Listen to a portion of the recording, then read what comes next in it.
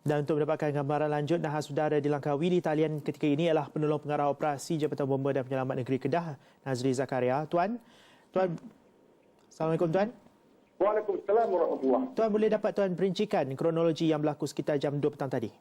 Ya, terima kasih.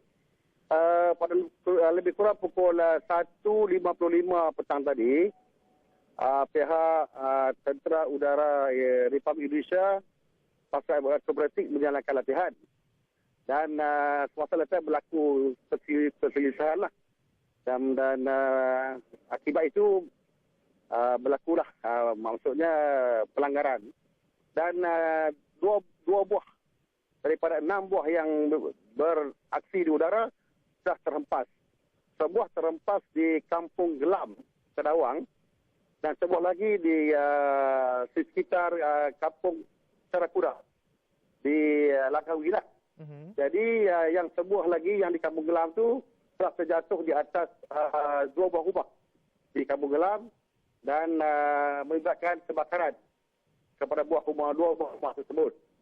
Sebuah rumah terbakar 90% dan yang sebuah lagi kira-kira 20% sahaja, iaitu di bahagian dapur. Juruterbang itu telah dapat menyelamatkan diri melalui injection kerusi dia dan mengalami sedikit keadaan dan telah dibawa ke hospital. Dan yang 2 lagi yang di Kampung Sarakuda itu telah pun dapat juga dibawa ke hospital dan mengalami kecederaan yang agak tak berapa serius lah. Tidak serius kecederaan mereka. Jadi seperti Tuan katakan tadi, keempat-empat juruterbang itu tidak mengalami kecederaan serius. Tapi bagaimana pula dengan penduduk kampung yang 2 rumah yang terbabit itu? Tidak mengalami apa-apa kecederaan. Cuma salah seorang orang kampung yang datang untuk melihat kejadian telah pengsan kerana terkejut melihatkan rumah anaknya terbakar. Dan beliau juga telah dibawa ke hospital untuk mendapatkan rawatan. Dan ketika ini saya dimaklumkan bahawa latihan terhenti buat sementara. Adakah Tuan ada sebarang maklumat mengenai adakah latihan ini akan disambung dan sebagainya? Jadi apa yang saya fahamkan, latihan petang tadi berjalan macam biasa. Sebab dia berjalan pagi 8.30 sehingga pukul 12 dan petang 2 hingga pukul 4. Dan latihan petang tadi pun saya ingat berjalan macam biasa, tidak ada masalah. Baik Tuan. Dan mengenai langkah-langkah keselamatan pada hari ini hinggalah selesainya 5/2015, adakah pihak Tuan akan meningkatkan tahap keselamatan memandangkan sudah terjadinya insiden seperti ini dalam sepanjang sejarah 5? Sebenarnya kami memang bersedia di darat juga dan di laut.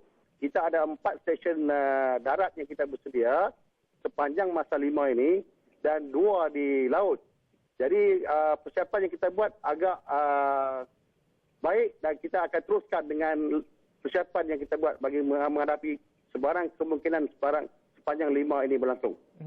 Mengenai keadaan panik di kawasan perkampungan pula apabila kita tahu 5 diadakan di Langkawi saban tahun sejak tahun 1992. Dan dengan insiden ini, kerana apa berlaku ialah insiden ini turut melibatkan kawasan penempatan. Jadi ada kebimbangan. Bagaimana Tuan menjawab kebimbangan orang kampung itu? Kalau kita tengok dah temu buasa dengan orang kampung, memanglah dia orang agak takut. Tapi saya mengatakan bahawa kita di pihak bomba ini memang bersedia untuk menghadapi sebarang kemungkinan.